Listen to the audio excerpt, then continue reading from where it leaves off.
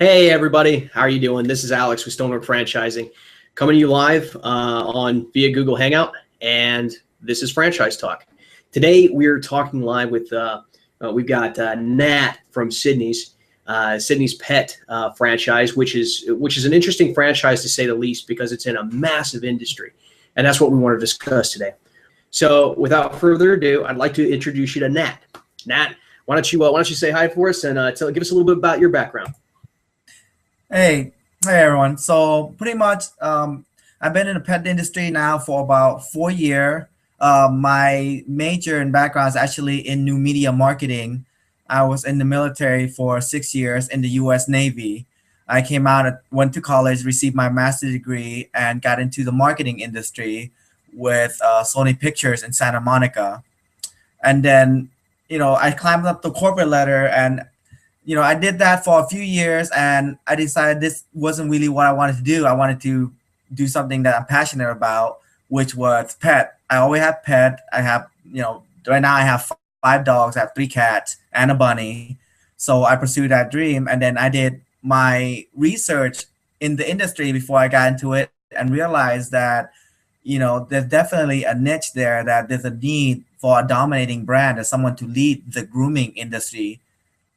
He comes from a military background. He's gone through the transition and he's done everything from, fulfilling the corporate angle and moving in a direction to finally being able to step forward and do something he's passionate about.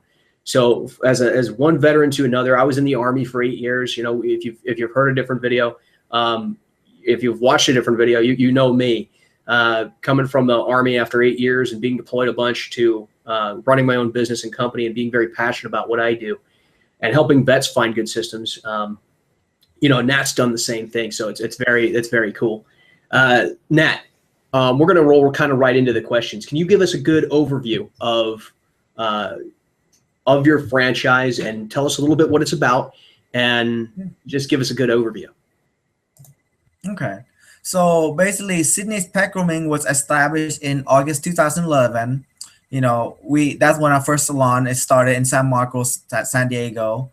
And from there, we kind of form our structure and trying to figure out, what's a good way to scale and grow our business to become a franchise, because we know right off the back that's what we wanted to do, because we wanted to make a difference in the industry and we wanted to grow our brand. So from then we were able to, within a year, we were able to expand to 3 locations, and we have started forming our franchise and become a franchise since October of 2014. So in about February of 2015, that's when we kind of came out to the public and said, hey, we're now a franchise and we're now offering a business opportunity. And by that, from then till now, we actually have 3 franchisees and 4 franchise unit, because one of the franchisees is a multiple unit. So we currently have 7 total unit within the time frame. All right. That is awesome. I mean, guys, as far as an industries across the board in franchising, this is an emerging brand. Okay, emerging brands that are growing or picking up momentum in people who are interested in those brands and their systems of operation and how their original units have done in the past. That's a real clear indication that the business is doing well. It's picking up momentum, moving in the industry, and it's only going to get more expensive from here.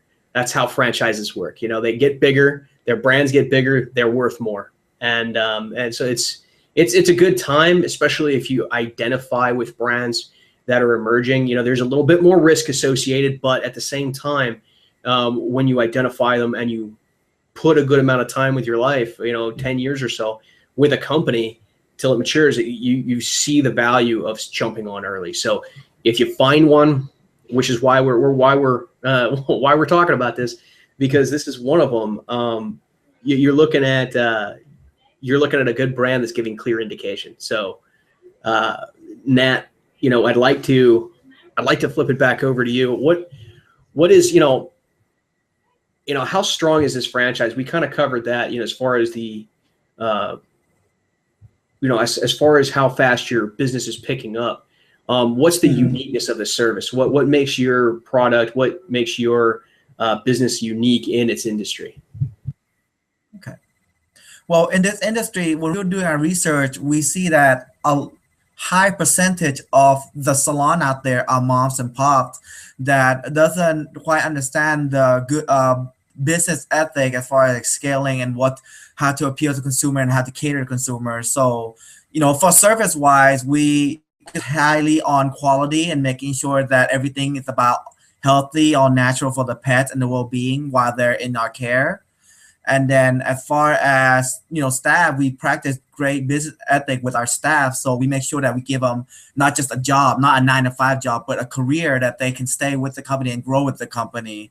So that way we make sure that with that mentality, our staff is working hard to push the company because they know they're a part of the company, not just somebody working in it.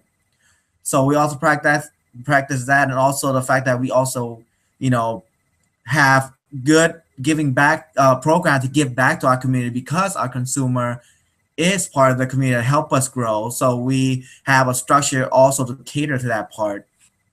So there's many aspects that make us different from a lot of salon out there, and also different than a corporate environment salon, such like a bigger brand, because they don't really understand the grooming. Yeah, and that's a big deal. I mean, what in your grooming process, is this a mobile? Is it's a mobile application, right? Both. We actually in our franchise we offer brick and mortar and mobile. Yeah, and that's Right. a big ticket item, especially because you see a lot of differentiation between a lot of different brands that are one strictly mobile, one strictly brick and mortar, and sometimes there's a good market out there for both. So it's really interesting. Yes. Right now, I believe as far as my knowledge, we're the only brand that offer brick and mortar and mobile. Okay, can you guys start out? Can you start out mobile, like home based, and then Yes. move into brick and mortar? Yes, definitely. You can start out mobile or brick and mortar. It depends on your comfortable level and also your operator, or if you are gonna be your own operator. So it depends if you're gonna be the operator or owner operator, or owner and hire an operator. But it's Okay, just comfort level. okay, and that's a big ticket. This is guys, this is a $41 billion industry. 41 billion, not million, billion. This is a big industry. So for those of you who are thinking, okay, pet care is a small time thing, pet care or pet grooming, or man, me and Nat talked about this last week. I've got a pet health food store. We've got two of them near us. Pet health food. I would have never thought it. I am definitely not in this market. I'm not in the target market for this. My little girls want one, but they not right now. But they've got pet health food. You've got Petco. You've got some of the largest brands out there that are franchise models, but it's a massive industry, and people tend to cater and scrutinize a business more, which is why a franchise brand is so successful in these markets, is because people scrutinize and review these brands even more so than brands or schools or things for their children. Me and Nat were talking about your kids. Your kids can tell you how their day went. Your kids can tell you how their time at a salon, like at a place or a daycare, or things like that went. You hear about stories like that all the time. Dogs can't. As much as sometimes we like to play with them and figure out, oh, okay, we can kind of see a personality in an animal. They can't tell you really how your day went at a place that caters to animals, such as the pet industry with pet hotels, pet grooming, and that's why customer service and their identity is so big. And I think Nat will agree with me on this. What do you think? Yes, no, definitely. That was one thing that actually, help us be able to grow rapidly is once we were establishing the brand and showing consumer and everybody out there, like, we have multiple locations within short amount of time frame, it helps us with the credential that we're kind of help setting the standard. So if our consumer view us, our brand easier, especially coming salon, because they see like, oh, we're in a multiple location, we're a brand new brand, so we must be doing something right to cater to their pets. So which is correct. That's it. I mean, seriously, it's a matter of getting your brand out there, getting your name known, and the fact that you have repeat business is a big deal. That's a good sign. Um, you know, I'm asking this because most beginning franchises, most franchises that start out. Granted, you've been growing a lot. Most franchises who start out don't typically have a leading franchisee yet. Do you guys have anybody in your system that are excelling or have already met the break even, or have gone above and beyond? Yes, we actually do. We have one, we categorize her as a definitely over achiever and basically just above the standards because, she owned the franchise now for about a year. She's already looking into opening her second location. I believe she passed her, break even point, sooner than what we projected. But then again, she's really out there working for the business, working for the brand, working with her community, her customers. So, we definitely have one right now that we really like. That's good to hear, and so early too. If you're looking at a different franchise, if you're looking at franchises across the board that are new or emerging, I mean, even you look at the successful ones, and how they came up. They've had their issues, they've had their bumps and hurdles in the road, but you know what? They all have something in common, and that's how they've had good first franchisees that are killing it in the system. And the trick to doing it is just that you have to get out and you have to do things. You have to be motivated to use the system, not just think it's going to be handed to you, because that's a key component. You know what? And she's getting ready to break even. What does it look like? What does that startup phase look like? Getting your business to break even with your company. Can you describe that a little bit? Okay, so basically, with our company, we're looking at a total minimum investment of 152,000.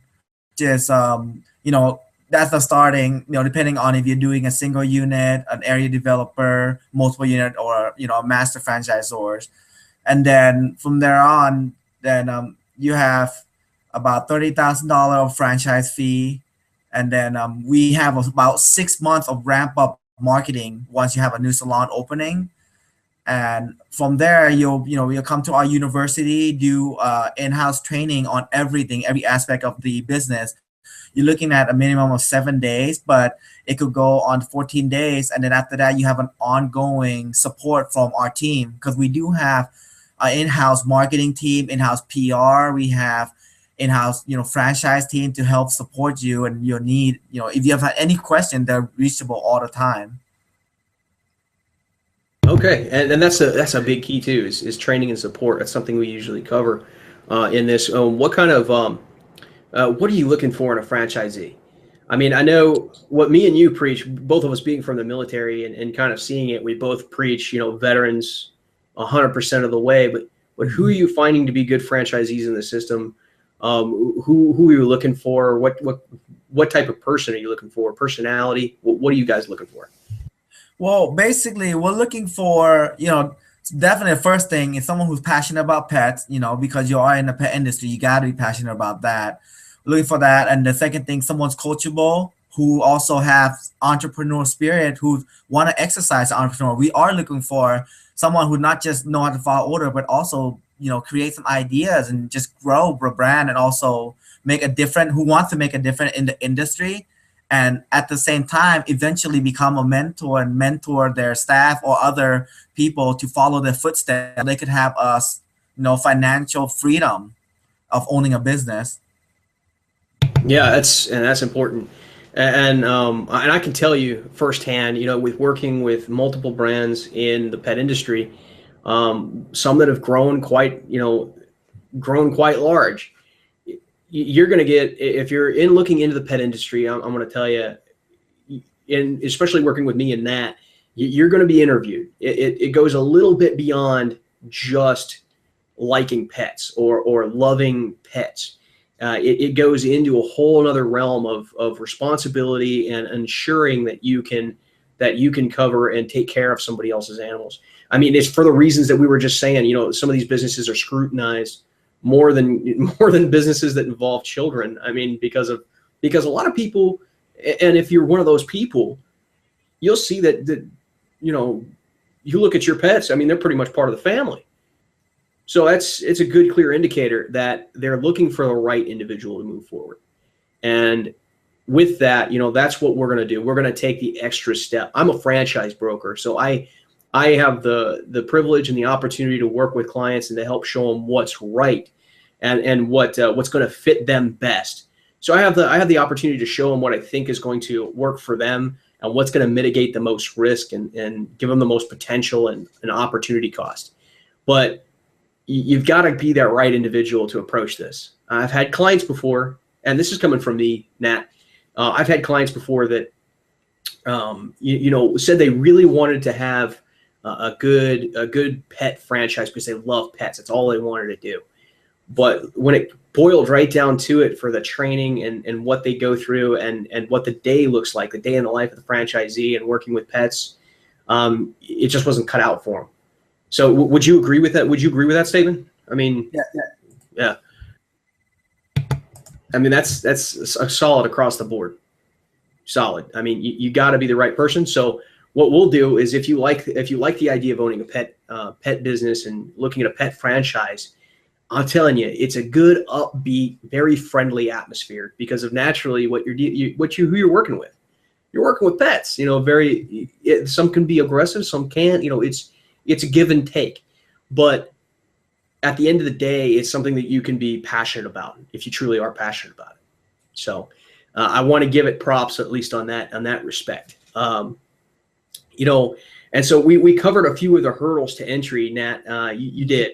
You're looking at the franchise fee being what it is. If you could go over that with us again, what's your liquid capital requirement? What's your net worth requirement?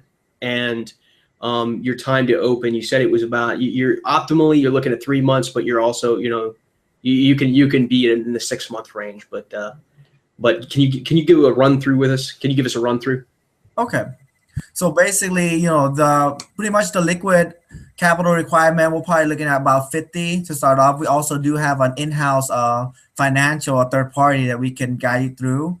And then for our net worth, we're probably looking at somebody with 175,000 net worth. And we actually, another thing too, we do give a discount, 15% discount for veteran, and also a discount for multiple unit franchisees. Okay, and another thing to cover. So you just mentioned the investment, really, and the 15% discount to vets. I want to make that very clear. Guys, it's a good thing to take advantage of if you're coming out of the transitioning from the military.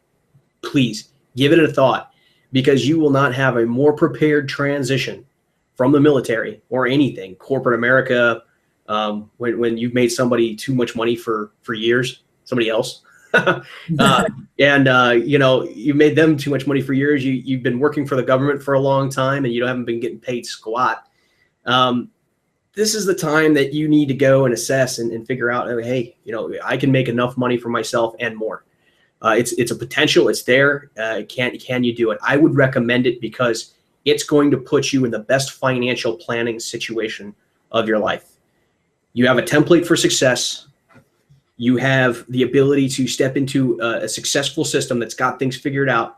You don't have to start it up alone, and you'll be in business for yourself. They're not going to be micromanaging you, but they're going to be helping you. They're going to be there to support you and make sure that you're profiting well. So that is some of the key things that most veterans miss when they get out of the military. And I'm sure you'll agree with this is that long-term plan, that long-term plan. Not just, can I make some money now when I get out and survive the transition, but am I going to have a good retirement? Am I going to be with a company that's going to, propel me to the point where I can retire completely when I'm supposed to, and have investments I can lean on. So, I'm sure, Nat, I mean, you have your own stories with some of the people that are coming out, but what do you think? Yeah, no, definitely.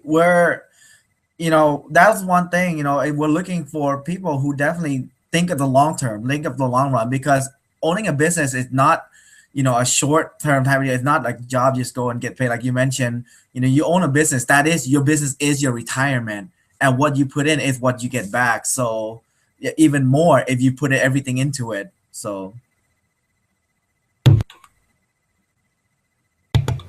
Back, Mike.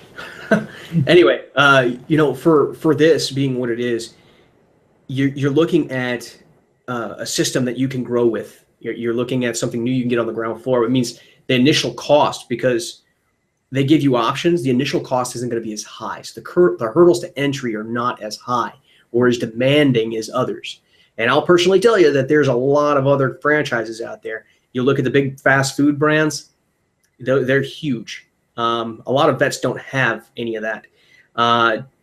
And you look at some of these, and you look at a system where you don't have to have previous, you don't have to have a previous history or career in whatever industry that you're going into. This is a good time, and this is a good way to fully work with your transition. You're making a life change. Even folks that I've worked with out of corporate America, you're making a life transition. And I'll tell you, as veterans, no one's more prepared to help you with that than a vet. If you have vets around you, they're there to support you, because, man, no one's made a life transition like a vet. I'm telling you. So you're never going to be fully ready. The old stars are never going to be in perfect alignment, and you're not going to get a beam of light that shoots down out of the sky and tells you it's the perfect moment to start a business. You're never going to get that. But the best time in your life when you're figuring out starting a business is realizing that, what am I going to do after 10 years when I've been in a business or when I've been in a franchise? Am I going to have the option to start over? Or am I going to have the option to buy a new business? Am I going to have an option to sell it? Am I going to have an option to hand it off to my kids, create a legacy for them? These are questions you got to ask yourself, because the longer you put it off, the longer it's going to be until that 10-year mark comes back around to fully mature, and you can consider it a success or failure as part of it. But that's a big deal that you got to make, and if you don't make it soon, or don't start the process soon, you're gonna literally trip over your own feet and not really fully experience everything you're capable of. So that's my message to vets. I usually go off on at least one little vet rant per episode, because that's where my heart lies and where my mission really is. My personal mission is to help vets. And I know, Nat, that you have your own focus on that because of your background. But one thing I want to leave off with, we've covered vets, but some of the folks that I've worked out best with are people who are coming out of corporate America or ex-executives, because, they want to give a little bit more time back to their family and flexibility. What kind of executive models do you have? Do you have a master franchisee agreement that you can make? And do you have, you mentioned a little bit about your area development deal. Can you give us a little bit better picture of that? Yes. So for the area development, which is the multiple unit, we require a minimum of 3 units, but we do give a discount for that. And as far as like a master franchisor, we do have our team that we can definitely open to negotiation and draft up something that will fit both our end, as far as to help growing the brand. Because our main focus is right now, as an emerging, we just want to grow the brand. We are registered in 35 states right now nationwide. We're heavily, focused on growing the West and the Midwest, but then we notice in the East Coast, we have a huge lead, a huge amount of interest in the East Coast in the pet industry. So we see potential also in the East Coast. But in the East Coast, we definitely want to do more of a multi-unit and up, just because we'll have a stronger marketing power and a stronger brand recognition that way. Okay. And definitely down here in Florida, man, I can't tell you how many people that are down here in Florida who have pets, who spend exuberant amount of money on pets. We have a few of them. I mean, a couple of my neighbors included. It's extraordinary the amount of money that's in the pet industry, just in general. So a lot of it comes from, I'll tell you, I personally believe a lot of it comes from Florida, and that's what I see. But you know what? I'm looking at this too. you've offered these incentives, especially for area development. Do you have a plan? Do you guys have a plan put in place for the masters, or can you make something custom? Yes, definitely. Because in each state we approach pretty much we approach everything differently just because we, you know, like a single unit, an area developer, and a master franchisor, we will definitely cater differently to that growth. We will basically get with our team and figure out, with the candidate, like, okay, what would be a good, you know, way to grow in this state, because also each state have different needs, so we customize everything accordingly, because we don't believe that the same plan is for just for different states. It should be the same, just because everything, there's so many things involved in each, pretty much state, that you have to be able to customize them to fit the needs of the consumer, or possibly the candidate who's going to be the franchisees or the master franchisors. That's it. I mean, each state's going to have a different city layout. You're going to have different demographics, and that's it's optimal to customize plans to different areas and different regions. I noticed you mentioned before, Nat, about Florida having a lot, and I know Florida has a lot. So, Yeah. you know, working on, I know a couple people who would be perfect for a master franchisee. As a master franchisee to develop other franchisees in the state of Florida. I'll tell you, I have a few right now. I'd say with perfect fits. But I'll tell you what, I appreciate your time, Nat. I appreciate your time that you've given, and thanks for your service, especially as another guy who caught out. Thanks for your time in developing and what you guys are doing, expanding a new brand. I know it's tough. You guys got a lot on your plate. Yes. So take it easy, Nat. What we're going to do is we're going to flip back over to something else. Nat, if you can just stay on, I'll have a chat with you afterward. But what we're doing now is I want to flip back over to something. Every time I do a video, I want to at least give you guys a tip that either I've picked up through trying to do this process on my own, or trying to work with other franchise brokers when I was looking for a franchise, and I really I either get hung up on, or I search around for different franchises and I get hung up on. And it frustrated me, and it almost made me want to stop looking. And for a lot of people that I've talked to, that's the case, which it doesn't have to be that way. Okay. I'm working from a little home office, and I don't need much more than that, because I have the networks, and I have the ability, and I have all the information in the right spots on my nice little, nice big computer system that I have, where I can design things and be creative. But looking at it, I am saying that if you are coming across franchises, if you're having problems searching online, one of my clients said it best. It's if you're looking online at franchises and trying to look at brands just by looking at the little logo icon on the screen and then reading the little blurb about it down below, you're really not getting enough information to understand what that business gets you or what that business really is about. You have no idea. There's so much information involved in a franchise that that's why we take the system down, our process down to examining franchise systems from a bird's eye view. That way, once we get down to ground level and we approach like a 300-page franchise document with the agreement and everything in it, we don't have to do that over and over and over again. We stick with one or two, and we can usually nail it right on the head. So let me give you this. As my client kind of pointed out, that it's like if you're looking at those little logos, it's like walking down a hallway and staring at pictures in somebody's house. You have no idea what they mean. You're just kind of looking and going, yeah, that's cool. No, yeah, I wouldn't do that. You have to go a little bit deeper. And the only way you can do that is by either A, reaching out to the franchise, trying to set up a time and schedule to be able to work with them, talk to them about what's going on, and they have a lot to do. So it's very time consuming for them. It's very hard for them, and typically you're going to get a very short, fast response and a quick qualification. You may not hear what you need to hear. Maybe the franchise you called isn't the right one, and they're not going to tell you, okay, well, you're right for franchising, you're right for, a different industry or a different brand name. They're not going to tell you that. They want people to buy their brand. They want people to enter into their brand. So they're going to go, okay, well, here, yeah, you're not qualified for this. You need this amount of money. Thanks for calling. Bye. Click. That's going to happen. Don't let that happen a couple hundred times like it did to me, or even even 1,000 times like it did to me. I called a lot of people while I was in Afghanistan. I'll tell you that. But it's ridiculous. You don't even want to you don't want to go there. You're just going to feel depressed. So the thing you need to do is you need to analyze exactly how much you have. It all starts with, well, what do you have? Do you have enough liquid? Okay. Generally, franchise brokers are looking at about, $20,000. And that's, having that liquid to be able to work with. Then they have something to work with.